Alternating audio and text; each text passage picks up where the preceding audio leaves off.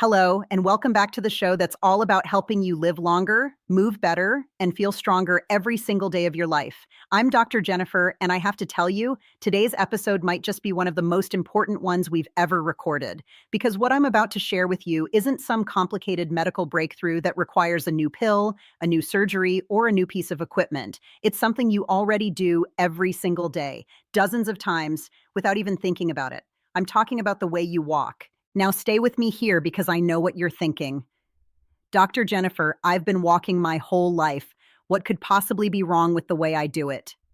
And that's exactly what 86-year-old Robert thought too, right up until the day he ended up in my exam room with a hairline fracture in his hip from a fall that, by his own description, was nothing more than a stumble on a flat sidewalk. No ice, no loose rug, no dog underfoot. Just a normal walk on a normal day that turned into 6 months of recovery, a walker he never wanted, and a fear of falling that, frankly, changed the way he lived for the rest of his life. Here's the part that should grab your attention. After working with thousands of patients over 70 in my clinical practice, I have come to believe that one single simple adjustment to the way you walk can be the difference between aging gracefully in your own home, surrounded by the people you love, or ending up in a hospital bed fighting to recover from a fall that should never have happened.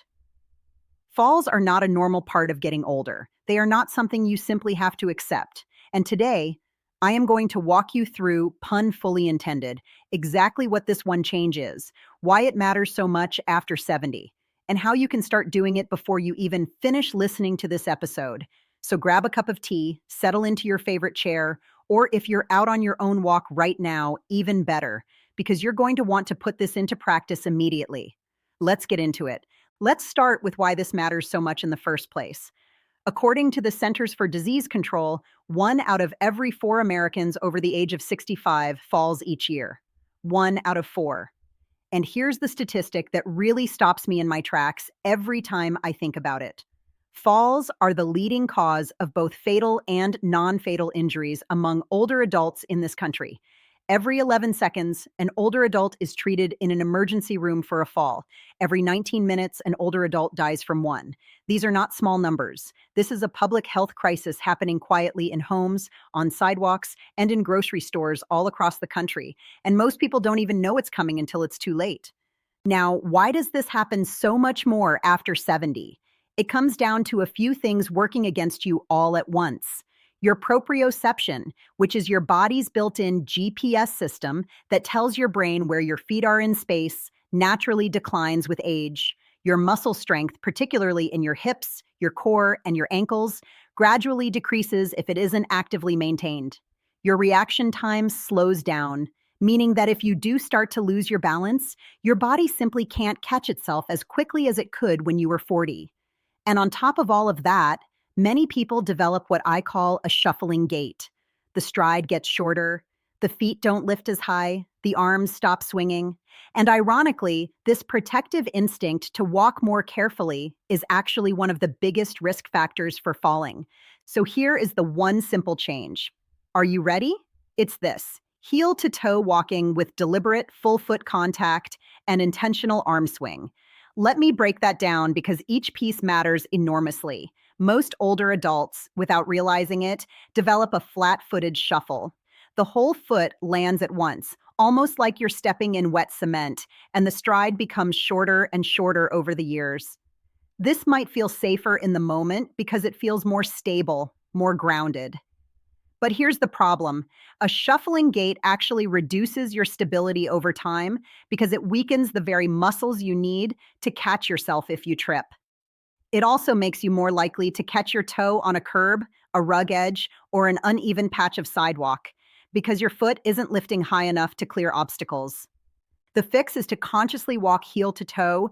That means your heel strikes the ground first, then you roll through the middle of your foot and you push off deliberately through your toes at the end of each step, almost like you're trying to leave a little spring in your step. This single mechanical change does 3 incredible things for your body.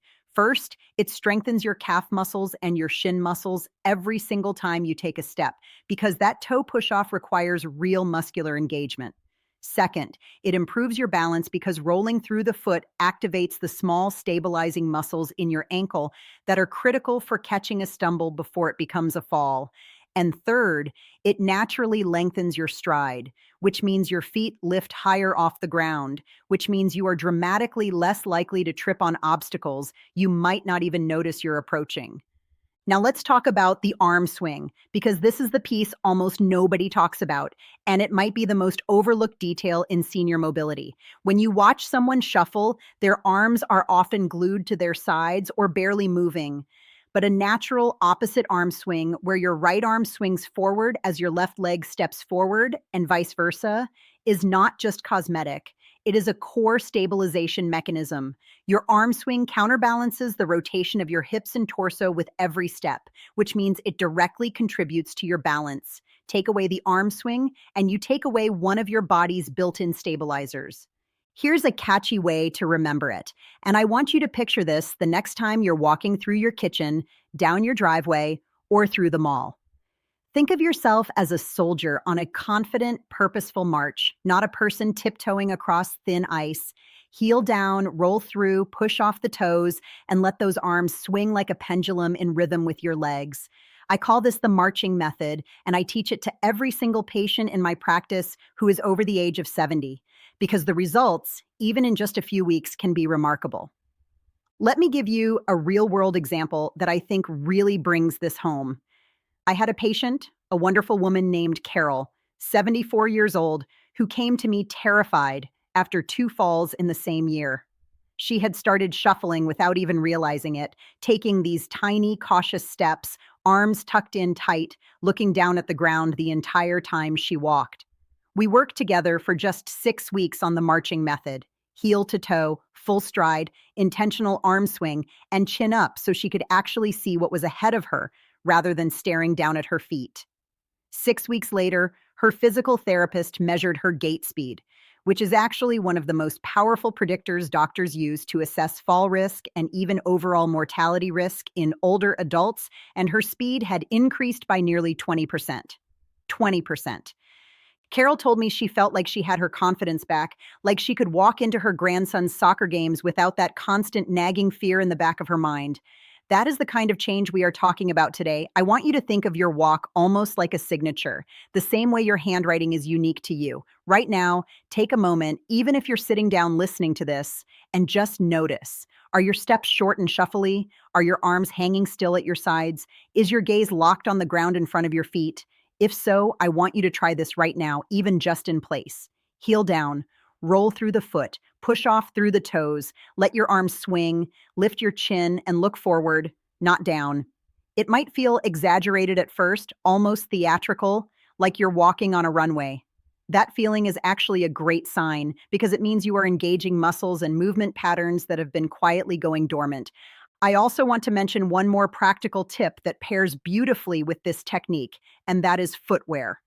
You cannot do heel-to-toe walking effectively in slippers, with no support or in shoes that are worn down on one side.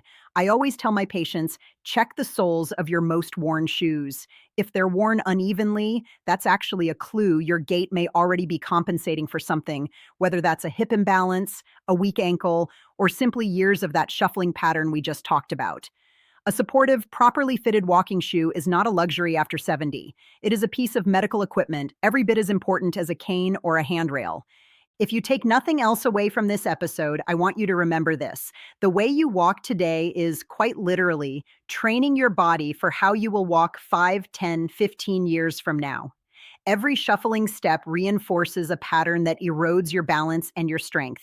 Every confident full stride with that heel to toe motion and that natural arm swing is rebuilding the very systems that keep you upright, keep you independent, and frankly, keep you alive and out of the hospital. This is not about walking faster. It is not about walking farther. It is about walking smarter, with intention, every single time your feet hit the ground. Before we wrap up, I want to leave you with something to carry with you for the rest of your day. The next time you stand up to walk to the mailbox, to the kitchen, to your car, I want you to pause for just 1 second and ask yourself, am I marching with purpose or am I shuffling out of fear? That 1 second of awareness repeated day after day, is how lifelong habits are rebuilt. And it is how falls, real, life altering falls, are prevented before they ever happen. Thank you so much for spending this time with me today. If this episode resonated with you, if you know a parent, a grandparent, a neighbor, or a friend who could benefit from hearing this, please share it with them. Sometimes the most life-changing information is also the simplest, and it deserves to travel as far as it possibly can. I'm Dr. Jennifer Hayes, and this has been your Senior Health Podcast. Take care of yourselves, take care of each other, and I will see you walking tall and walking strong in our next episode.